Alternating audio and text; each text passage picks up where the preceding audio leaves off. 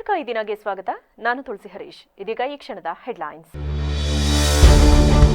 ದಾಖಲಾತಿಗಳಿದ್ದರೂ ಇಸ್ವತ್ತು ಮಾಡಿಕೊಡಲು ತಕರಾರು. ಕೆಂಬಾಳು ಗ್ರಾಮ ಪಂಚಾಯಿತಿ ಪಿಡಿಒ ವಿರುದ್ಧ ಆಕ್ರೋಶ. ಸೂಕ್ತ ಕ್ರಮ ಕೈಗೊಳ್ಳುವಂತೆ ಬಿದ್ರೆ ಗ್ರಾಮದ ಚಂದ್ರೇಗೌಡ ಆಗ್ರಹ. ಪಿಸ್ತೂಲ್ ಹಿಡಿದು ಕಾರ್ಮಿಕರಿಗೆ ಬೆದರಿಕೆ. ನಕಲಿ ಗನ್ ಎಂಬುದು ವಿಚಾರಣೆ ವೇಳೆ ಬೆಳಕಿಗೆ. ತೋಟದ ಮೇಸ್ತ್ರಿಗೆ ಪೊಲೀಸರ ಎಚ್ಚರಿಕೆ. ರಸ್ತೆಯಲ್ಲಿ ಹಿಂಡು ಹಿಂಡಾಗಿ ಕಾಣಿಸಿಕೊಂಡ ಕಾಡಾನೆಗಳು. ಕಾಡಾನೆಗಳನ್ನ ಪಟಾಕಿ ಸಿಡಿಸಿ ಓಡಿಸಿದ ತೋಟದ ಮಾಲೀಕರು. ಸಕಲೇಶಪುರ ತಾಲೂಕಿನ ಕಿರಿಹಳ್ಳಿ ಗ್ರಾಮದ ಬಳಿ ಘಟನೆ.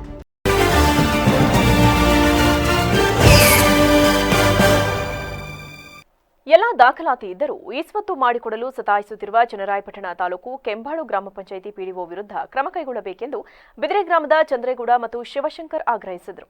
ಹಾಸನದಲ್ಲಿಂದು ಪತ್ರಿಕಾಗೋಷ್ಠಿಯಲ್ಲಿ ಮಾತನಾಡಿದ ಅವರು, ಗ್ರಾಮ ಪಂಚಾಯಿತಿಯಲ್ಲಿ ವ್ಯಾಪಕ ಭ್ರಷ್ಟಾಚಾರ ನಡೆಯುತ್ತಿದ್ದು, ಮೇಲಧಿಕಾರಿಗಳು ತನಿಖೆ ನಡೆಸಿ ಭ್ರಷ್ಟ ಅಧಿಕಾರಿಗಳ ವಿರುದ್ಧ ಕ್ರಮ ಕೈಗೊಳ್ಳಬೇಕು.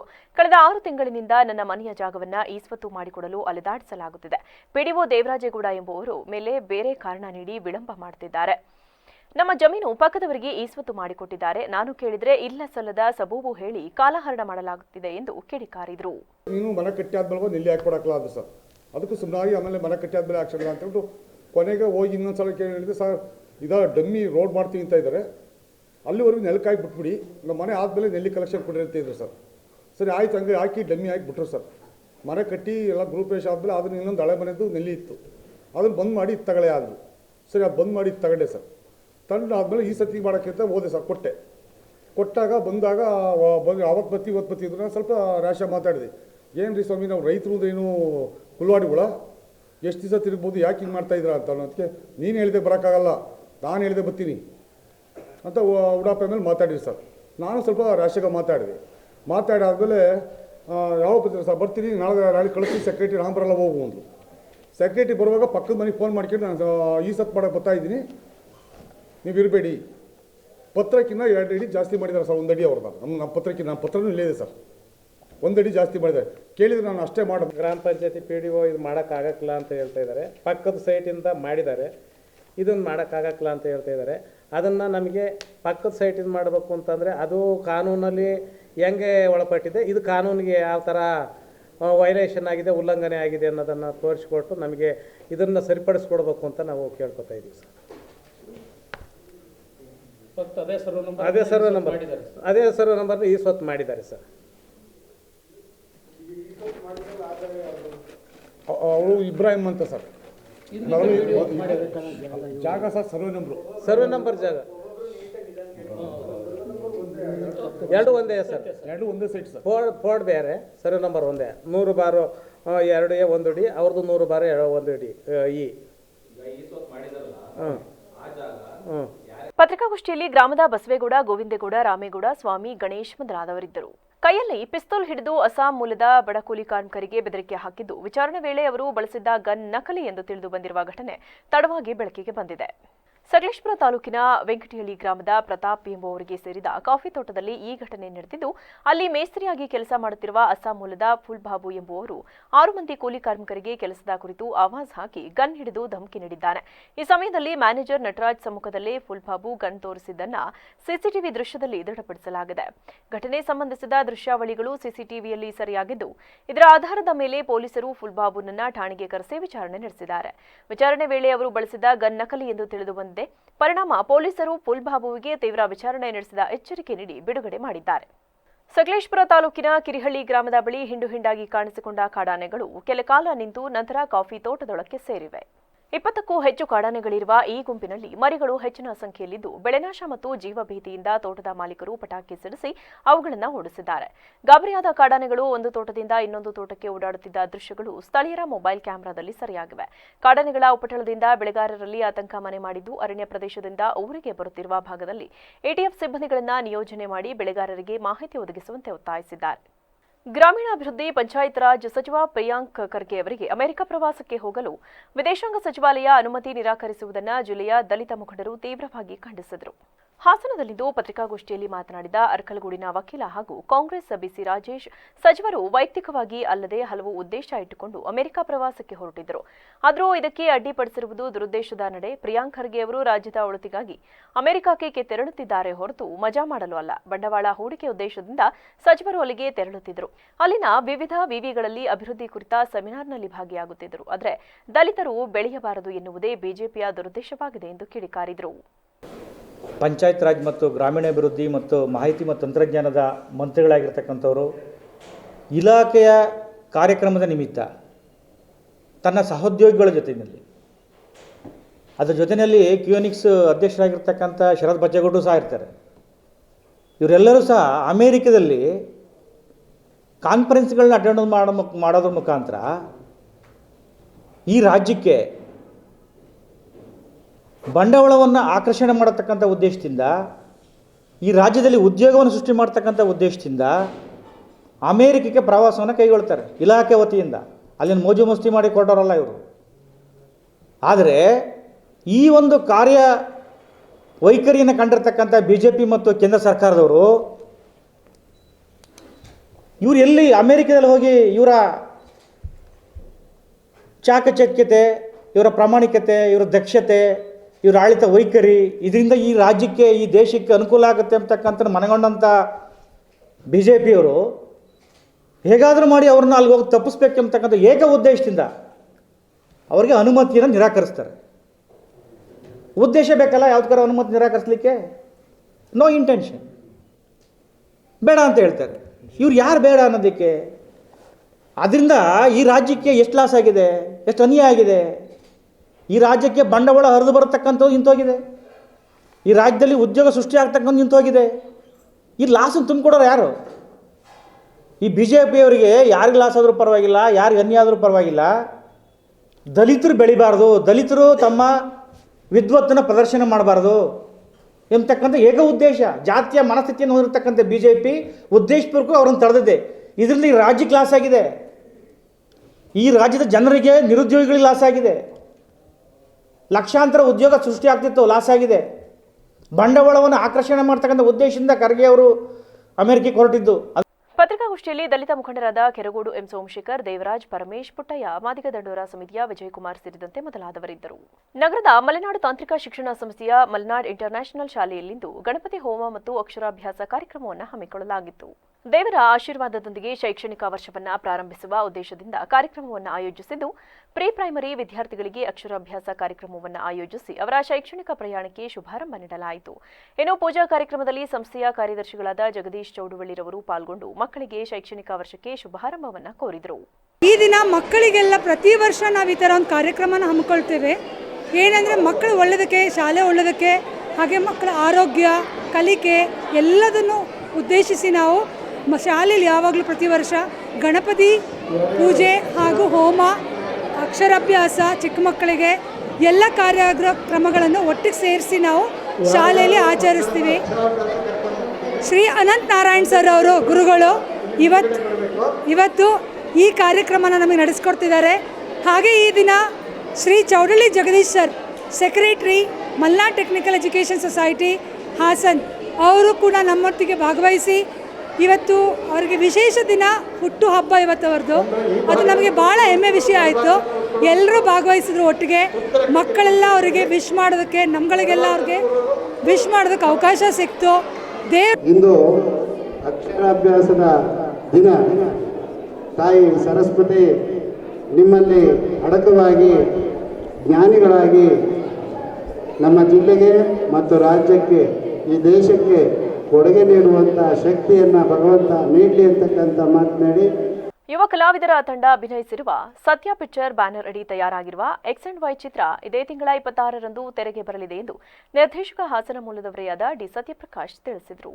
ಹಾಸನದಲ್ಲಿ ಪತ್ರಿಕಾಗೋಷ್ಠಿಯಲ್ಲಿ ಮಾತನಾಡಿದ ಅವರು, ಅಥರ್ವ ಪ್ರಕಾಶ್ ನಾಯಕ ನಟನಾಗಿ ಅಭಿನಯಿಸಿದ್ದು, ಬೃಂದಾ ಆಚಾರ್ಯ ನಾಯಕಿಯಾಗಿದ್ದಾರೆ.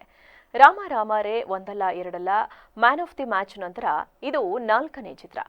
ಇತ್ತೀಚೆಗೆ ಬಿಡುಗಡೆಯಾಗಿರುವ ಟ್ರೈಲರ್ ಸಾಕಷ್ಟು ಸದ್ದು ಮಾಡಿದೆ. ವಿಭಿನ್ನ ಕಂಟೆಂಟ್ ಹೊಂದಿರುವ ಸಿನಿಮಾ ಎಲ್ಲರಿಗೂ ಇಷ್ಟವಾಗಲಿದೆ. ದೊಡ್ಡಣ್ಣ, ವೀಣಾ ಸುಂದರ್ ಮೊದಲಾದ ಕಲಾವಿದರು ಅಭಿನಯಿಸಿದ್ದಾರೆ. ಸಿನಿಮಾ ಜನರಿಗೆ ತಲುಪಬೇಕು, ಮುಂದಿನ ಜನರೇಷನ್ಗೆ ಗಾಳಿ ಉಳಿಸಬೇಕು. ಹಿಂದಿನ ಸಿನಿಮಾಗಳಿಗೆ ಪ್ರಶಸ್ತಿ ಪಡೆದಿದೆ. ಈಗ ಪ್ರಶಸ್ತಿ ಬೇಡ, ಜನರು ಚಿತ್ರಮಂದಿರಕ್ಕೆ ಬಂದು ನೋಡಿದ್ರೆ ಅದೇ ನನಗೆ ಬಹುಮಾನ ಎಂದರು. ಸುಂದರ್ ವೀಣಾ ಸುಂದರ್ ಅವರು, ಹರಿಣಿ ಮೇಡಮು ಎಲ್ಲ ಆ್ಯಕ್ಟ್ ಮಾಡಿದ್ದಾರೆ. ಒಂದು 5 ಸಾಂಗ್ ಇದೆ, 2 ಬಿಟ್ ಸಾಂಗ್ ಇದೆ. ಇಡೀ ಸಿನಿಮಾ ಬೆಂಗಳೂರಲ್ಲಿ ಒಂದು 25 ದಿವಸ, ಮಂಗಳೂರಲ್ಲಿ ಸುತ್ತಮುತ್ತ ಒಂದು 25 ದಿವಸ ಶೂಟ್ ಮಾಡಿದ್ದೀವಿ. ಇದು ನಮ್ಮದು ಸತ್ಯ ಪಿಕ್ಚರ್ಸ್ ಅಂತ ಪ್ರೊಡಕ್ಷನ್ ಹೌಸು, ಇದರಿಂದ ಬರ್ತಾ ಇರೋ ಸಿನಿಮಾ. ಸೊ 26ನೇ ತಾರೀಕು ಹಾಸನಲ್ಲೂ ಪೃಥ್ವಿ ಥಿಯೇಟ್ರಲ್ಲಿ ರಿಲೀಸ್ ಮಾಡ್ತಾಯಿದ್ದೀವಿ. ಸೊ ನೀವುಗಳೆಲ್ಲ ಸಿನಿಮಾ ನೋಡಿ ಈ ಸಿನಿಮಾ ಜನಕ್ಕೆ ಮುಟ್ಟೋ ಥರ ತಲುಪಿಸ್ಕೊಡ್ಬೇಕು ಅಂತ ನಾವು ಕೇಳೋಕ್ಕೋಸ್ಕರ ಹಾಸನಿಗೆ ಬಂದಿದ್ದೀವಿ. ನಿಮ್ಮನ್ನೆಲ್ಲ ಮೀಟ್ ಮಾಡಿ. ಸರ್, ಎಕ್ಸ್ ಆ್ಯಂಡ್ ವೈ ಅಂದರೆ chromosomes sir. ದೇಹದಲ್ಲಿರುವ ಕ್ರೋಮೋಸೋಮ್ಸ್ಗೆ X and Y ಅಂತಾರೆ. ಮೇಲ್ ಬಾಡಿಲಿ XY ಕ್ರೋಮೋಸೋಮ್ಸ್ ಅಂತಿರುತ್ತೆ, ಫೀಮೇಲ್ ಬಾಡಿಲಿ XX ಕ್ರೋಮೋಸೋಮ್ಸ್ ಅಂತಿರುತ್ತೆ. ಅದು 2 ಮೀಟ್ ಆದಾಗ ಮಗು ಹುಟ್ಟೋಕ್ಕೆ ಒಂದು ಜಾಗ ಆಗುತ್ತೆ. ಸೊ ಇದು ಹುಟ್ಟದೇ ಇರುವ ಮಗುವಿನ ಕತೆ ಸರ್. ಅಂದರೆ ಕ್ರೋಮೋಸೋಮ್ಸ್ ರೂಪದಲ್ಲಿ ಅಥವಾ ಇನ್ನೂ ಹುಟ್ಟಬೇಕು ಅಂತ ಆಸೆ ಪಡ್ತಾ ಇರುವ ಒಂದು ಜೀವದ ಕತೆ. ಒಂದು ವಿಶೇಷವಾಗಿರೋ ಪ್ರಯತ್ನ ಮಾಡಿದ್ದೀವಿ. ಪತ್ರಿಕಾಗೋಷ್ಠಿಯಲ್ಲಿ ಅಖಿಲ ಭಾರತ ವೀರಶೈವ ಮಹಾಸಭಾದ ತಾಲೂಕು ಅಧ್ಯಕ್ಷ ಕಟಾಯ ಶಿವಕುಮಾರ್ ಮೊದಲಾದವರಿದ್ದರು. ಶ್ರೀರಂಗಪಟ್ಟಣ ಕ್ಷೇತ್ರದ ಶಾಸಕ ರಮೇಶ್ ಬಂಡೆಸಿದ್ದೇಗೌಡ ಅವರು ಅಲ್ಪಸಂಖ್ಯಾತ ಮುಸ್ಲಿಂ ಸಮಾಜವನ್ನ ಅವಹೇಳನ ಮಾಡಿರುವುದನ್ನು ವಿರೋಧಿಸಿ ಹಾಗೂ ಕೂಡಲೇ ಅದನ್ನು ಕಾಂಗ್ರೆಸ್ ಪಕ್ಷದಿಂದ ಉಚ್ಚಾಟಿಸಿ ಶಾಸಕ ಸ್ಥಾನದಿಂದ ಅನರ್ಹಗೊಳಿಸಬೇಕೆಂದು ಆಗ್ರಹಿಸಿ ಜಿಲ್ಲಾ ಅಲ್ಪಸಂಖ್ಯಾತರ ಹಿತರಕ್ಷಣಾ ವೇದಿಕೆಯವರು ಜಿಲ್ಲಾಡಳಿತಕ್ಕೆ ಮನವಿ ಸಲ್ಲಿಸಿದರು. ಈ ವೇಳೆ ಮಾತನಾಡಿದ ವೀರ ಕನ್ನಡಿಗ ಟಿಪ್ಪು ಸೇನೆಯ ಅಕ್ಮಲ್ ಜಾವೇದ್, ರಮೇಶ್ ಬಂಡೆಸಿದ್ದೇಗೌಡ ಅವರು ಸಾರ್ವಜನಿಕವಾಗಿ ಬಗರ್ ಹುಕುಂ ಯೋಜನೆಯಡಿ ಅರ್ಜಿ ಸಲ್ಲಿಸಿದ ಕೆಲ ಮುಸ್ಲಿಂ ಸಮಾಜದವರು ಅರ್ಜಿ ಸಲ್ಲಿಸಿದ್ದರ ಬಗ್ಗೆ ಅಧಿಕಾರಿಗಳಿಗೆ ಪ್ರಶ್ನೆ ಮಾಡುತ್ತಿದ್ದಾರೆ. ಅಲ್ಲದೆ ಸಾಬರ್ಗೆ ಬಗರ್ ಹುಕುಂ ಸರ್ಕಾರಿ ಜಮೀನಿಗೆ ಸಂಬಂಧಿಸಿ ಯಾರಾದರೂ ದಾಖಲೆ ಮಾಡಿಕೊಟ್ರೆ ಅಂತಹವರನ್ನ ನೇಣಿಗೆ ಹಾಕುತ್ತೇನೆಂದು ಸಂವಿಧಾನ ವಿರೋಧಿ ಹಾಗೂ ಅಲ್ಪಸಂಖ್ಯಾತರ ವಿರೋಧಿ ಹೇಳಿಕೆಯನ್ನ ನೀಡಿರುವುದನ್ನು ಖಂಡಿಸಿದರು. ಇದು ಕೇವಲ ಹೇಳಿಕೆಯಲ್ಲ, ಭಾರತ ಸಂವಿಧಾನಾತ್ಮಕ ಮೌಲ್ಯಗಳ ಧರ್ಮ ನಿರಾಪೇಕ್ಷೆ ಧೋರಣೆ ವಿರುದ್ಧದ ನೇರ ದಾಳಿಯಾಗಿದೆ. ಇದನ್ನು ರಾಜ್ಯಾದ್ಯಂತ ಮುಸ್ಲಿಂ ಸಮುದಾಯ ತೀವ್ರವಾಗಿ ಖಂಡಿಸುತ್ತದೆ ಎಂದರು. ಮೊನ್ನೆ ಮಂಡ್ಯ ಜಿಲ್ಲೆಯ ಶ್ರೀರಂಗಪಟ್ಟಣದ ವಿಧಾನಸಭಾ ಕ್ಷೇತ್ರದ ಕಾಂಗ್ರೆಸ್ ಪಕ್ಷದ ಹಾಲಿ ಶಾಸಕರಾಗಿರ್ತಕ್ಕಂತಹ ರಮೇಶ್ ಬಾಬು ಬಂಡಿಸಿದ್ದೇಗೌಡ ಎಂಬತಕ್ಕಂತಹ ಶಾಸಕರು ಮುಸ್ಲಿಂ ಸಮುದಾಯದ ವ್ಯಕ್ತಿಯೊಬ್ಬರು, ಅಂದರೆ ಫಲಾನುಭವಿಯೊಬ್ಬರು ತನ್ನ ಜಮೀನಿನ ಏನೊಂದು ಪ್ರಕ್ರಿಯೆ ಇತ್ತು, ಅದರ ಒಂದು ಕಂದಾಯ ಇಲಾಖೆಯಲ್ಲಿ ದಾಖಲಾತಿಗಳನ್ನು ಸರಿಪಡಿಸಬೇಕು ಎಂಬತಕ್ಕಂತಹ ಅಹವಾಲನ್ನು ತೆಗೆದುಕೊಂಡು ಹೋಗಿ ಇಟ್ಟಾಗ ಅದನ್ನು ಶಿಫಾರಸು ಮಾಡಿ ದಯವಿಟ್ಟು ನನ್ನ ಏನು ಒಂದು ಕಂದಾಯ ಇಲಾಖೆಯಲ್ಲಿ ಕಡತವನ್ನು ಸರಿಪಡಿಸಬೇಕು ಎಂಬತಕ್ಕಂಥ ನಿಟ್ಟಿನಲ್ಲಿ ಬೇಡಿಕೆಯನ್ನಿಟ್ಟಾಗ ಪ್ರಜಾಪ್ರಭುತ್ವದಲ್ಲಿ ಪ್ರಜೆಯ ಮಾಲೀಕ, ನಾವು ಮಾಲೀಕರಿಲ್ಲಿ ಮಾಲೀಕರಿಗೆ ಸೇವೆ ಕೊಡ್ತಕ್ಕಂತಹ ಶಾಸಕಾಂಗದಲ್ಲಿ ನಿಯಮಿತವಾಗಿ ನೇಮಕವಾಗಿರ್ತಕ್ಕಂತಹ ಶಾಸಕರೊಬ್ಬರು ಸಮುದಾಯದ ವಿರುದ್ಧ ಈ ವೇಳೆ ಜಿಲ್ಲಾ ಅಲ್ಪಸಂಖ್ಯಾತರ ಹಿತರಕ್ಷಣಾ ವೇದಿಕೆ ಮುಖ್ಯ ಸಂಚಾಲಕ ಸಮೀರ್ ಅಹಮದ್, ಸಂಚಾಲಕ ಆಜಂ ಖಾನ್, ಸದಸ್ಯ ಹಿಮಾಯನ್, ಶಹನ್ವಾಜ್, ಚಾಂದ್ ಪಾಷಾ, ವಜದ್ ಇದ್ದರು. ಬೇಲೂರಿನ ಜೆಎಂಎಫ್ಸಿ ನ್ಯಾಯಾಲಯ ಪಟ್ಟಣದ ಹೊರವಲಯದಲ್ಲಿರುವ ಕಾರಣದಿಂದ ಜನಸಾಮಾನ್ಯರಿಗೆ ಸ್ಪಂದಿಸಲು ಸಾಧ್ಯವಿಲ್ಲದ ನಿಟ್ಟಿನಲ್ಲಿ ತಾಲೂಕು ಕಚೇರಿಯ ಆಸುಪಾಸಿನಲ್ಲಿ ನ್ಯಾಯಾಲಯ ನಿರ್ಮಿಸುವುದು ಸೂಕ್ತವೆಂದು ಕರ್ನಾಟಕ ಉಚ್ಚ ನ್ಯಾಯಾಲಯ ನ್ಯಾಯಮೂರ್ತಿಗಳಾದ ಎಚ್.ಡಿ. ನರೇಂದ್ರ ಪ್ರಸಾದ್ ಹೇಳಿದರು. ಬೇಲೂರು ಪಟ್ಟಣದ ಹೊರವಲಯದಲ್ಲಿನ ಜೆಎಂಎಫ್ಸಿ ನ್ಯಾಯಾಲಯ ಆವರಣದಲ್ಲಿ ಜಿಲ್ಲಾ ನ್ಯಾಯಾಂಗ ಹಾಸನ, ಲೋಕೋಪಯೋಗಿ ಇಲಾಖೆ, ವಕೀಲರ ಸಂಘ ಸಂಯುಕ್ತಾಶ್ರಯದಲ್ಲಿ ಹಮ್ಮಿಕೊಂಡಿದ್ದ ಹೆಚ್ಚುವರಿ ಸಿವಿಲ್ ಜಡ್ಜ್ ಮತ್ತು ಜೆಎಂಎಫ್ಸಿ ನ್ಯಾಯಾಲಯ ಉದ್ಘಾಟಿಸಿ ಮಾತನಾಡಿದ ಅವರು, ಇದೇ ನ್ಯಾಯಾಲಯದಲ್ಲಿ 6,000ಕ್ಕೂ ಅಧಿಕ ಪ್ರಕರಣಗಳಿವೆ ಎಂಬ ಹಿನ್ನೆಲೆಯಲ್ಲಿ ಹೆಚ್ಚುವರಿ ನ್ಯಾಯಾಲಯ ನೀಡಲಾಗಿದೆ. ಇನ್ನು ಮುಂದೆ ವಕೀಲರಿಗೆ ಜವಾಬ್ದಾರಿ ಜಾಸ್ತಿ ಇದೆ ಎಂದರು.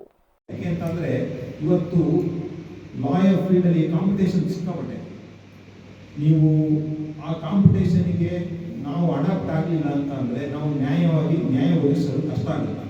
ನೀವು ಒಂದು ಉತ್ತಮ ಹಾಲ್ ಬೇಕು. ಈಗ ಅದಕ್ಕೆ ಅವಕಾಶ ಒಂದೇ ಇದೆ ಈಗ, ಯಾಕಂದರೆ ಈ ಬಿಲ್ಡಿಂಗ್ ಆಗೋಗಿದೆ, ಇದು ಪ್ಲ್ಯಾನ್ ಏನೋ ಚೇಂಜ್ ಮಾಡೋಕ್ಕಲ್ಲ. ನಿಮಗೆ ಅಸೋಸಿಯೇಷನ್ದು ಬಿಲ್ಡಿಂಗ್ ಆಗಬೇಕಾಗಿದೆ. ಅಸೋಸಿಯೇಷನ್ ಬಿಲ್ಡಿಂಗ್ ಪ್ಲ್ಯಾನ್ ಮಾಡಬೇಕಾದ್ರೆ ಇಂಜಿನಿಯರ್ ಇದ್ದರೆ ಒಂದು ದೊಡ್ಡ ಹಾಲ್ ಇರಬೇಕು. ಯಾವುದಕ್ಕಾದ್ರೂ ಒಂದು ದೊಡ್ಡ ಹಾಲ್ ಇರಬೇಕಾಗುತ್ತೆ. ನೀವು ಅದನ್ನು ಪ್ಲ್ಯಾನ್ ಮಾಡಿ ಕಳಿಸಿ. ಶಾಸಕರು ಇದ್ದಾರೆ, ಸರ್ಕಾರದಲ್ಲಿ ಇಟ್ಬಿಟ್ಟು, ಯಾಕೆ ಅಂತಂದರೆ ನೀವು ಅಕಾಡೆಮಿಕ್ ಆಗು ನಾವು ಕೂಡ ಲಾಯರ್ಸ್ಗಳು ಈಗ ತುಂಬ ಅದರಲ್ಲಿ ಮುಂದೆ ಬರಬೇಕಾಗುತ್ತೆ. ನೀವು ಪ್ರತಿ ವಾರ ಅಟ್ಲೀಸ್ಟ್ 15 ಡೇಸ್ ಒಂದ್ಸರಿನಾದರೂ ಕೂಡ ಒಂದು ಸೆಮಿನಾರ್ ಮಾಡಬೇಕು. ಒಳ್ಳೊಳ್ಳೆ ಲಾಯರ್ಗಳನ್ನ ಬೆಂಗಳೂರಿನಾಗಲಿ, ನಿಮ್ಮ ಸೀನಿಯರ್ ಲಾಯರ್ಗಳು ನೀವೆಲ್ಲ. ಕರ್ನಾಟಕ ಉಚ್ಚ ನ್ಯಾಯಾಲಯದ ನ್ಯಾಯಮೂರ್ತಿ ಎಚ್.ಪಿ. ಸಂದೇಶ್ ಮಾತನಾಡಿ, ನ್ಯಾಯಾಲಯದಲ್ಲಿನ ನ್ಯಾಯಾಧೀಶರು, ವಕೀಲರು ಮತ್ತು ಸಿಬ್ಬಂದಿಗಳು ಮೊದಲು ಕಕ್ಷಿದಾರರನ್ನ ಅನ್ನದಾತರು ಎಂದು ಗೌರವಿಸಿದರೆ ಮಾತ್ರ ನ್ಯಾಯಾಂಗ ಇಲಾಖೆಯ ಘನತೆ ಉಳಿಯುತ್ತದೆ ಎಂದರು. ನಾವು ಸ್ಟ್ಯಾಟಿಸ್ಟಿಕ್ಸ್ ನೋಡಿದಾಗ 5,000-6,000 ಇತ್ತು. ಅದು ಒಂದು ಕೋರ್ಟ್ನಲ್ಲಿ ಒಬ್ಬರು ನ್ಯಾಯಾಧೀಶರಿಗೆ ಮಾಡ್ಲಿಕ್ಕೆ ಆಗಲ್ಲ ಅಂತ ನಮ್ಗೆ ಗೊತ್ತಾದ ಮೇಲೆ ನನಗೆ ಫಾರ್ಚುನೇಟ್ ಅಂತಂದ್ರೆ ನಮ್ಮ ಪಕ್ಕದ ಜಿಲ್ಲೆಯ ನಮ್ಮ ನ್ಯಾಯಮೂರ್ತಿಗಳಾದಂಥ ನರೇಂದ್ರ ಪ್ರಸಾದ್ ಅವರು ಆಡಳಿತಾತ್ಮಕ ನ್ಯಾಯಾಧೀಶರು. ಹಾಗಾಗಿ ನಾನು ಅವ್ರ ಹತ್ರ ಮಾತನಾಡಿದಾಗ ಅವರು ಕೂಡ ನನಗೆ ಬಹಳ ಸ್ಪಂದಿಸಿ ನಿಮ್ಮ ಕಷ್ಟ ಇರುತ್ತೆ, ನೀವು ಒಂದು ದಿವಸ ನನಗೆ ಕೋರ್ಟ್ ಬೇಕು ಅಂತ ನನ್ನ ಹತ್ರ ಬಂದಿಲ್ಲ, ನಾನು ಬರೋದೇ ಬೇಡ ಅಂತ ಹೇಳಿದ್ದೆ. ನಿಮ್ಮ ಬಾಯಿಸ್ಗಳನ್ನ ಇದ್ದಕ್ಕೆ ಒಬ್ಬರಿಗೆ ಮಾಡೋಕ್ಕಾಗಲ್ಲ ಅಂತ ಇನ್ನೊಬ್ರು ಅಡಿಷನಲ್ ಜಡ್ಜ್ ಕೊಟ್ಟಿದ್ದೇವೆ. ಅಡಿಷನಲ್ ಜಡ್ಜ್ ನಾಳೆಯಿಂದ ಕೆಲಸ ಮಾಡ್ತಾರೆ. ನೀವು ಬರೀ ಕೋರ್ಟ್ ಬಂತು ಅಂತ ಹೇಳಿ ಮೈ ಮಾರಿಬಾರ್ದು. ನರೇಂದ್ರ ಪ್ರಸಾದ್ ಹೇಳಿದಂಗೆ ಬೆಳಗಿನ ಲಾಯರ್ ಆಗ್ತಾರೆ, ಮಧ್ಯಾಹ್ನದ ಲಾಯರ್ ಆಗ್ಬೇಕು, ನೀವು ಸಂಜೆವರೆಗೂ ಇರಬೇಕು, ಕೋರ್ಟ್ ಮುಗಿಯೋವರೆಗೂ ಇದ್ದು. ನಾನು ಅದಕ್ಕೆ ಮೊದಲೇ ಹೇಳಿದ್ದು, ನಾನು ನೀವು ಸ್ಪಂದಿಸಬೇಕಾಗಿರೋದು ಜನರಿಗೆ ದನಿ ಆಗ್ಬೇಕಾಗಿರೋದು, ನೊಂದು ಬಂದವರಿಗೆ ದನಿ ಆದಾಗ ಮಾತ್ರ ನಿಮ್ಮ ಈ ಕೋರ್ಟಿಗೆ ಸಾರ್ಥಕತೆ ಬರೋದು. ಕಾರ್ಯಕ್ರಮದಲ್ಲಿ ಹಾಸನ ನ್ಯಾಯಾಧೀಶರಾದ ಹೇಮಾವತಿ, ಲೋಕೋಪಯೋಗಿ ಇಲಾಖೆ ಅಧೀಕ್ಷಕ ಅಭಿಯಂತರ ನಳಿನ, ಕಾರ್ಯನಿರ್ವಾಹಕರಾದ ಅಭಿಯಂತರ ಗಿರೀಶ್, ತಾಲೂಕು ವಕೀಲರ ಸಂಘದ ಅಧ್ಯಕ್ಷ ಸಿಎಂ ಪೃಥ್ವಿ ಸೇರಿದಂತೆ ಇತರರಿದ್ದರು. ಜೂನ್ 7ರಂದು ಆಲೂರು ತಾಲೂಕು ಕೆಹೊಸಕೋಟೆ ಹೋಬಳಿಯ ಕೆಹೊಸಕೋಟೆ ಗ್ರಾಮದಲ್ಲಿ ನಡೆದಿದ್ದ ಮನೆಕಳ್ಳತನದ ಪ್ರಕರಣವನ್ನು ಭೇದಿಸುವಲ್ಲಿ ವೃತ್ತ ನಿರೀಕ್ಷಕ ಮೋಹನ್ ರೆಡ್ಡಿ ನೇತೃತ್ವದ ತಂಡ ಯಶಸ್ವಿಯಾಗಿದ್ದು, ಆರೋಪಿಯನ್ನ ವಶಕ್ಕೆ ಪಡೆದು ಆತನಿಂದ ಕಳ್ಳತನವಾಗಿದ್ದ ಚಿನ್ನಾಭರಣಗಳನ್ನು ಕೂಡಲೇ ವಶಕ್ಕೆ ಪಡೆಯಲಾಗಿದೆ. ಈ ಬಗ್ಗೆ ಆಲೂರು ಪೊಲೀಸ್ ಠಾಣೆಯ ವೃತ್ತ ನಿರೀಕ್ಷಕ ಮೋಹನ್ ರೆಡ್ಡಿ ಮಾತನಾಡಿ, ಆಲೂರು ತಾಲೂಕು ಕೆಹೊಸಕೋಟೆ ಗ್ರಾಮದ ರಿಜ್ವಾನ್ ಎಂಬುವವರು ಜೂನ್ 7ರಂದು ಕುಟುಂಬ ಸಮೇತರಾಗಿ ಗದಗಕ್ಕೆ ತೆರಳಿದ್ದು, ಜೂನ್ 9ರಂದು ವಾಪಸ್ಸು ಮನೆಗೆ ಬಂದು ನೋಡಿದಾಗ ಮನೆಯಲ್ಲಿ ಕಳ್ಳತನವಾಗಿರುವುದು ಬೆಳಕಿಗೆ ಬಂದಿದೆ. ಇನ್ನು ಈ ಸಂಬಂಧ ಆಲೂರು ಪೊಲೀಸ್ ಠಾಣೆಯಲ್ಲಿ ಪ್ರಕರಣ ದಾಖಲಿಸಿದ್ದು, ಪ್ರಕರಣವನ್ನು ಭೇದಿಸಿದ ಪೊಲೀಸರು ಮನೆ ಕಳ್ಳತನದ ಆರೋಪಿಯನ್ನ ಬಂಧಿಸಿದ್ದು, ಆತನಿಂದ 243.865 ಗ್ರಾಂ ತೂಕದ ಒಟ್ಟು 8,68,000 ರು ಮೌಲ್ಯದ ಚಿನ್ನಾಭರಣಗಳನ್ನು ಹಾಗೂ 5,000 ಮೌಲ್ಯದ ರೋಲ್ಡ್ ಗೋಲ್ಡ್ ಆಭರಣವನ್ನು ವಶಪಡಿಸಿಕೊಳ್ಳಲಾಗಿದೆ ಎಂದು ಮಾಹಿತಿ ನೀಡಿದರು. ಛಲವಾದಿ ಸಂಘವು ಕೆ ಶಿವರಾಮ್ ಅವರು ಹಾಕಿಕೊಟ್ಟ ಮಾರ್ಗದರ್ಶನದಲ್ಲಿ ನಡೆಯುತ್ತಿದೆ. ಆದರೆ ಕೆಲವರು ಸಂಘದಲ್ಲೇ ಇದ್ದು ಸ್ವಪ್ರತಿಷ್ಠೆಗಾಗಿ ಸಂಘಟನೆ ಒಡೆಯುವ ಕೆಲಸ ಮಾಡಲು ಪ್ರಯತ್ನಿಸುತ್ತಿದ್ದಾರೆ. ಅಂತಹವರಿಗೆ ಮನ್ನಣೆ ನೀಡದೆ ಸಮುದಾಯದ ಬೆಳವಣಿಗೆಗೆ ಮುಂದಾಗಬೇಕು ಎಂದು ಛಲವಾದಿ ಮಹಾಸಭಾ ಜಿಲ್ಲಾಧ್ಯಕ್ಷ ಲೋಕೇಶ್ ಹೇಳಿದರು. ಬೇಲೂರು ಪಟ್ಟಣದ ಬಸ್ ಸ್ಟ್ಯಾಂಡ್ ಎದುರು ಇರುವ ಶ್ರೀ ಅಂಬೇಡ್ಕರ್ ಸಮುದಾಯ ಭವನದಲ್ಲಿ ಆಯೋಜಿಸಿದ್ದ ತಾಲೂಕು ಛಲವಾದಿ ನೂತನ ಅಧ್ಯಕ್ಷರು ಮತ್ತು ಪದಾಧಿಕಾರಿಗಳ ಪದಗ್ರಹಣ ಕಾರ್ಯಕ್ರಮದಲ್ಲಿ ಮಾತನಾಡಿದ ಅವರು, ಜನಾಂಗದ ಸೇವೆ ಮಾಡುವವರೇ ನಿಜವಾದ ನಾಯಕರು. ಸಮಾಜವನ್ನ ಕಟ್ಟುವ ಕೆಲಸವನ್ನ ಮೊದಲು ಮಾಡಬೇಕು. ಆದರೆ ಕೆಲವರು ಸಂಘದ ಒಳಗೆ ಇದ್ದು ಸಂಘವನ್ನ ಒಡೆಯುವ ಕೆಲಸಕ್ಕೆ ಸಂಚು ಮಾಡುತ್ತಿರುತ್ತಾರೆ. ಅಂತಹವರನ್ನ ಗುರುತಿಸಿ ಎಲ್ಲರೂ ಹೊರಹಾಕಿದ್ರೆ ಸಂಘ ಸದೃಢವಾಗುತ್ತದೆ ಎಂದರು.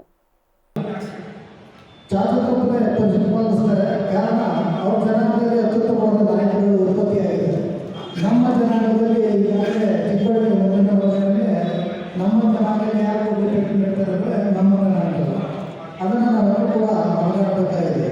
ನಾವು ಸಮಾಜವನ್ನು ಕಟ್ಟುವಂಥ ಕೆಲಸವನ್ನು ಮಾತ್ರ ಮಾಡಲಿಕ್ಕೆ ಕೆ ಶಿವರಾಮ್ ಸರ್ ಅವರು ಈ ಸಂಘಟನೆಯನ್ನು ಹುಟ್ಟುಹಾಕಿದ್ರು. ಆದರೆ ಪುರಂದ್ರೆ ನಾವೆಲ್ಲೋ ಒಂದು ಕಡೆ ನಮ್ಮ ಸ್ವಹಿತಾಸಕ್ತಿ ಪ್ರದರ್ಶನಕ್ಕೋಸ್ಕರ ಸಂಘಟನೆಯನ್ನು ಹಾಳು ಮಾಡತಕ್ಕಂಥ ವ್ಯವಸ್ಥೆಯಲ್ಲಿ ನಾವು ಎಲ್ಲೋ ನಡೀತಾ ಇರೋದ್ರಿಂದ ನಾವು ಜನಗಳನ್ನು ಹೋಗಲಿಕ್ಕೆ ಸಾಧ್ಯ ಆಗ್ತಿಲ್ಲ ಅನ್ನತಕ್ಕಂಥದ್ದು ನಮ್ಮ ಅಭಿಪ್ರಾಯ, ನನ್ನ ಒಂದು ಸ್ವಂತ ಅಭಿಪ್ರಾಯ. ಕಾರಣ ಅದರಲ್ಲಿ ನಾವು ನೋಡ್ತೀವಿ, ಈಗಾಗಲೇ ಅವರು ಪ್ರಸ್ತಾಪ ಮಾಡಿದ್ದಾರೆ ಇನ್ನೊಂದು ಸಂಘಟನೆ, ಅದು ಏನಾಗಲಿ ಯಾವುದೇ ಸಂಘಟನೆ ಆದರೂ ಜನಾಂಗದ ಸೇವೆಗಳನ್ನು ಮಾಡತಕ್ಕಂಥ ಸಂಘಟನೆ ಅನ್ನೋ ಮನೋಭಾವನೆ ನಾವೆಲ್ಲರೂ ಕೂಡ ಇರಬೇಕು. ಅದರಲ್ಲಿ ನೂತನ ಅಧ್ಯಕ್ಷ ತೆಂಡಕೆರೆ ರಮೇಶ್ ಮಾತನಾಡಿ, ಛಲವಾದಿ ಕಿಚ್ಚನ್ನ ಹೆಚ್ಚಿಸುವ ಕೀರ್ತಿ ಶಿವರಾಮ್ ಅವರಿಗೆ ಸಲ್ಲುತ್ತದೆ. ಅವರು ಹಾಕಿಕೊಟ್ಟಿರುವ ಮಾರ್ಗದರ್ಶನದ ದಾರಿಯಲ್ಲಿ ನಮ್ಮ ಸಮುದಾಯವನ್ನ ಬೆಳೆಸಲು ಪ್ರಾಮಾಣಿಕ ಕೆಲಸ ಮಾಡುತ್ತೇನೆ. ಹಿರಿಯರ ಆಶೀರ್ವಾದ ಪಡೆದು ಸಲಹೆ ಸಹಕಾರದಿಂದ ಸಂಘಟನೆ ಕಾರ್ಯಕ್ರಮ ಮಾಡಲು ಹೋರಾಡುತ್ತೇನೆ ಎಂದರು. ಶಿವರಾಮ್ ಅವರು ಇವತ್ತು ರಾಜ್ಯಾಧ್ಯಕ್ಷರಾಗಿ ಮುನ್ನಡೆದಿದ್ದಾರೆ. ಇದಕ್ಕೆ ತನ್ನದೇ ಆದ ಇತಿಹಾಸ ಇದೆ.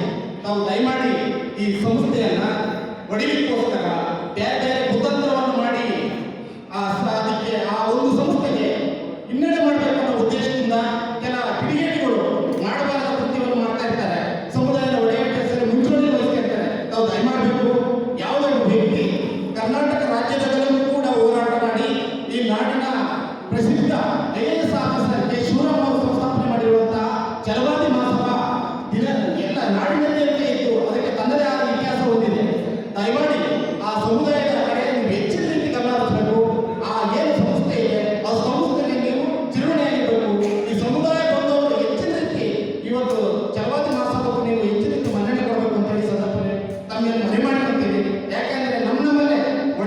ಕಾರ್ಯಕ್ರಮದಲ್ಲಿ ಛಲವಾದಿ ಸಂಘದ ಹಂಗಾಮಿ ಅಧ್ಯಕ್ಷ ಚಿಕ್ಕಬ್ಯಾಡಗೆರೆ ಮಂಜುನಾಥ್, ಛಲವಾದಿ ಮಹಾಸಭಾದ ನೂತನ ಪ್ರಧಾನ ಕಾರ್ಯದರ್ಶಿ ಸತೀಶ್, ಎಂಜಿ ವೆಂಕಟೇಶ್, ಮುತ್ತುಕನ್ನಿ ದೇವರಾಜ್ ಸೇರಿದಂತೆ ಇತರರಿದ್ದರು. ಹೊಳೆನರಸೀಪುರ ಅಂಚೆ ಕಚೇರಿಯಲ್ಲಿಂದು ನೂತನವಾಗಿ ಅಭಿವೃದ್ಧಿಪಡಿಸಿದ ತಂತ್ರಾಂಶ 2.0 ಸಾಫ್ಟ್ವೇರ್ ಅನ್ನು ಚಾಲನೆಗೊಳಿಸಲಾಯಿತು. ಅಂಚೆ ಪಾಲಕರಾದ ಆನಂದ್ರವರು ದೀಪ ಬೆಳಗಿಸುವ ಮುಖಾಂತರ ಹೊಸ ತಂತ್ರಾಂಶಕ್ಕೆ ಚಾಲನೆ ನೀಡಿ ಮಾತನಾಡಿದ ಅವರು, ತ್ವರಿತಗತಿ ಸೇವೆ ಮತ್ತು ತಾಂತ್ರಿಕ ಅಡಚಣೆಗಳನ್ನು ಹೋಗಲಾಡಿಸುವ ನಿಟ್ಟಿನಲ್ಲಿ ಸ್ವತಃ ಅಂಚೆ ಇಲಾಖೆಯ ತಾಂತ್ರಿಕ ಅಭಿಯಂತರರ ಟೀಮ್ ತಂತ್ರಾಂಶ 2.0 ಅನ್ನು ಅಭಿವೃದ್ಧಿಪಡಿಸಿದೆ.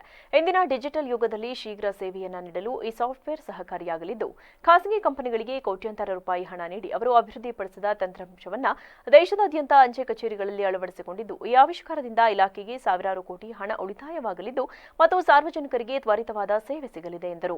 2.0 ಅಂತ ಒಂದು ಹೊಸ ಸಾಫ್ಟ್ವೇರ್ನ ನಮ್ಮ ಅಂಚೆ ಇಲಾಖೆಗೆ ಅಳವಡಿಸಿದ್ದಾರೆ. ಅದು ಇಂದಿನಿಂದ ಪ್ರಾರಂಭ ಆಗ್ತಾ ಇದೆ. ನಮ್ಮ ಉದ್ದೇಶ ಇಷ್ಟೇ, ಯಾರೂ ಕೂಡ ನೆಟ್ವರ್ಕ್ ಇಲ್ಲ ಅಥವಾ ಹಳೇದು ನಮ್ಮ ಆ್ಯಪ್ ಬರ್ತಾ ಇಲ್ಲ ಅಂತ ಕಡೆ ಯಾರು ಕೂಡ ಹೊರಗಡೆ ಹೋಗಬಾರ್ದು. ಪ್ರತಿಯೊಬ್ಬರಿಗೂ ಕೂಡ ಪ್ರತಿಯೊಂದು ಹಂತದಲ್ಲೂ ಕೂಡ ನಮ್ಮ ಆಫೀಸ್ ಇಲ್ಲಿಂದ ಹಿಡಿದು ಬ್ರಾಂಚ್ ಆಫೀಸಿಂದ ಹಿಡಿದು ಪ್ರತಿಯೊಂದು ಆಫೀಸು ಕೂಡ ಒಳ್ಳೆಯ ಸೇವೆ ದೊರಕಬೇಕು ಅಂತ ಅನ್ಕೊಂಡು ನಮ್ಮ ಇಲಾಖೆಯ ಉನ್ನತ ಅಧಿಕಾರಿಗಳು ಈ 2.0 ಅನ್ನೋ ಒಂದು ಕಾನ್ಸೆಪ್ಟ್ ಅಂತಂದು ಅದನ್ನು ಜಾರಿ ಮಾಡಿದ್ದಾರೆ. ಇವತ್ತು ಉದ್ಘಾಟನೆ ಮಾಡಿದ್ದೀವಿ. ವಿಭಾಗೀಯ ಅಂಚೆ ಉಪನಿರೀಕ್ಷಕರಾದ ಮಹೇಶ್ ಮಾತನಾಡಿ, ರಾಜ್ಯದಲ್ಲಿ ಪ್ರಪ್ರಥಮವಾಗಿ ಹಾಸನ ಜಿಲ್ಲೆಯ 36 ವಿಭಾಗೀಯ ಅಂಚೆ ಕಚೇರಿಗಳಲ್ಲಿ ತಂತ್ರಾಂಶ 2.0 ಅನ್ನು ಅಳವಡಿಸಲಾಗಿದೆ. ಸಾರ್ವಜನಿಕರಿಗೆ ಇದರಿಂದ ಇನ್ನೂ ಹಲವಾರು ನೂತನ ಸೇವೆಗಳು ಸಿಗಲಿದೆ ಎಂದರು.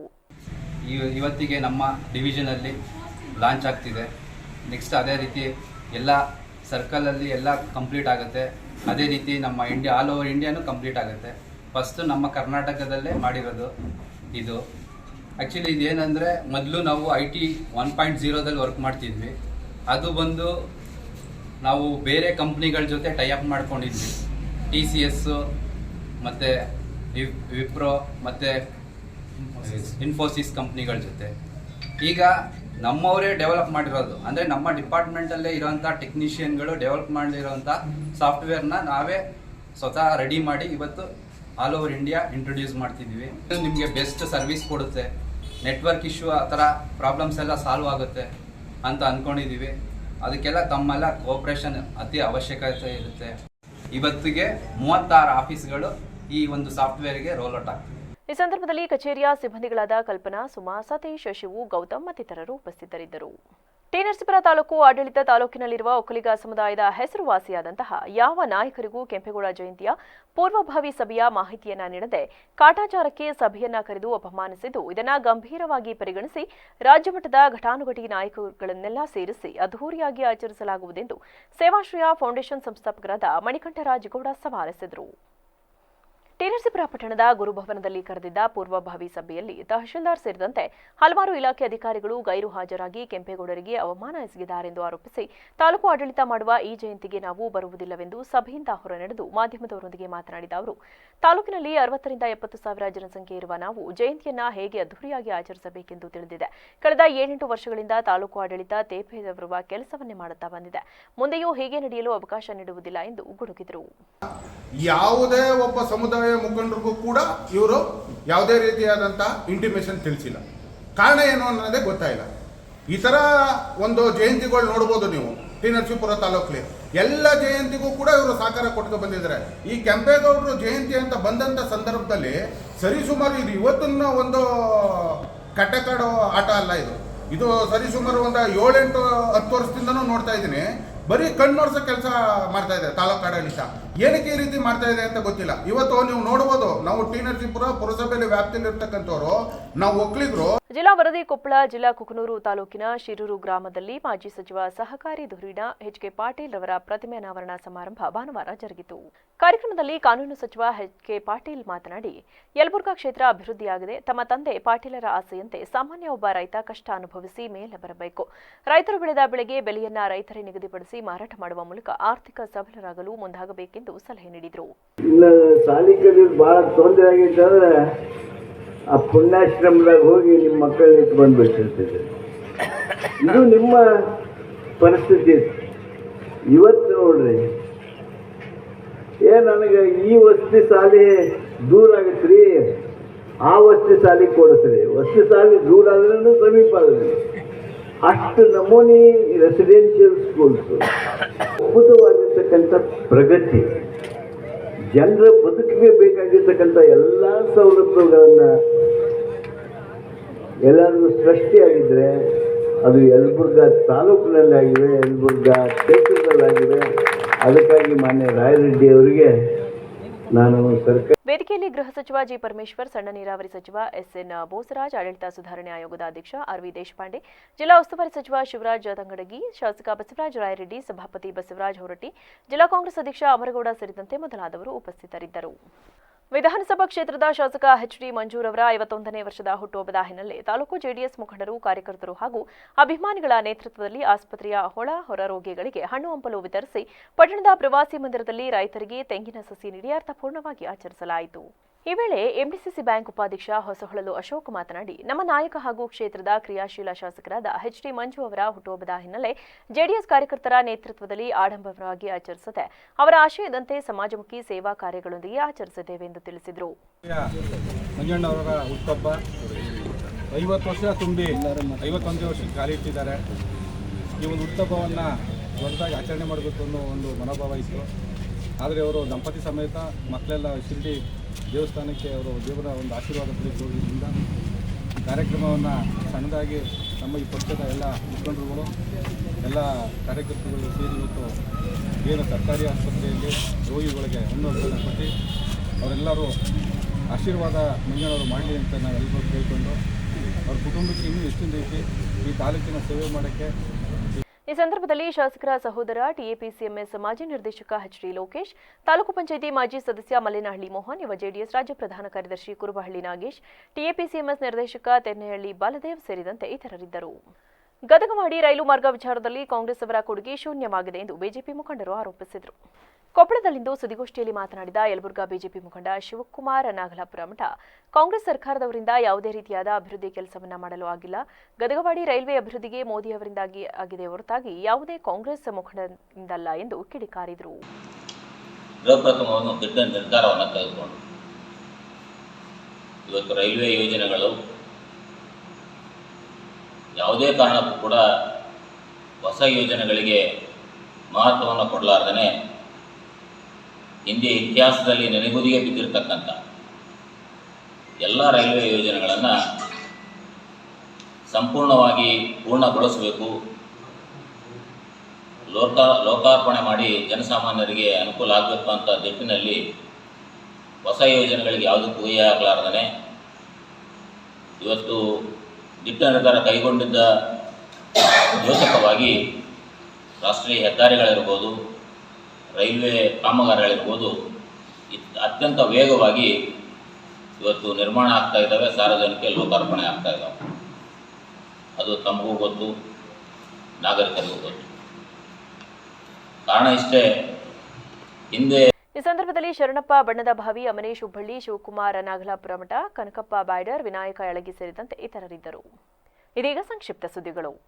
ಇಂಡಿಯನ್ ಸ್ಪೋರ್ಟ್ಸ್ ಅಸೋಸಿಯೇಷನ್ ವತಿಯಿಂದ ಗೋವಾದಲ್ಲಿ ನಡೆದ ರಾಷ್ಟ್ರೀಯ ಮಟ್ಟದ ಅಥ್ಲೆಟಿಕ್ಸ್ ಸ್ಪರ್ಧೆಯಲ್ಲಿ ಕೆಆರ್ ನಗರದ ನಿವಾಸಿ ಸಣ್ಣಸ್ವಾಮಿರವರ ಪುತ್ರ ಪ್ರವೀಣ್ ಎಸ್ 60 ಮೀಟರ್ ಓಟದ ಸ್ಪರ್ಧೆಯಲ್ಲಿ ಪ್ರಥಮ ಸ್ಥಾನ, 100 ಮೀಟರ್ ಓಟದ ಸ್ಪರ್ಧೆಯಲ್ಲಿ ಪ್ರಥಮ ಸ್ಥಾನ ಹಾಗೂ 200 ಮೀಟರ್ ಓಟದ ಸ್ಪರ್ಧೆಯಲ್ಲಿ ಪ್ರಥಮ ಸ್ಥಾನ ಗಳಿಸಿ ತಾಲೂಕಿಗೆ ಕೀರ್ತಿ ತಂದಿದ್ದಾರೆ.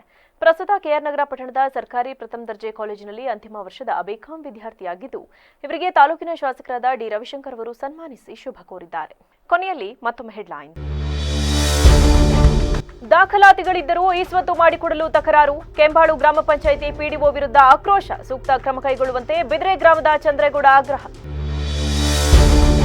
ಪಿಸ್ತೂಲ್ ಹಿಡಿದು ಕಾರ್ಮಿಕರಿಗೆ ಬೆದರಿಕೆ, ನಕಲಿ ಗನ್ ಎಂಬುದು ವಿಚಾರಣೆ ವೇಳೆ ಬೆಳಕಿಗೆ, ತೋಟದ ಮೇಸ್ತ್ರಿಗೆ ಪೊಲೀಸರ ಎಚ್ಚರಿಕೆ.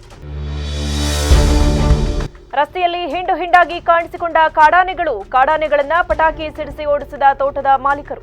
ಸಕಲೇಶಪುರ ತಾಲೂಕಿನ ಕಿರಿಹಳ್ಳಿ ಗ್ರಾಮದ ಬಳಿ ಘಟನೆ. ಕ್ಷಣ ಕ್ಷಣದ ಸುದ್ದಿಗಾಗಿ ನೋಡ್ತಾ ಇರಿ ವಿಬಿಸಿ ಟಿವಿ, ಇದು ಜನರ ಧ್ವನಿ, ಸತ್ಯದ ಕಡೆ ನಮ್ಮ ನಡೆ.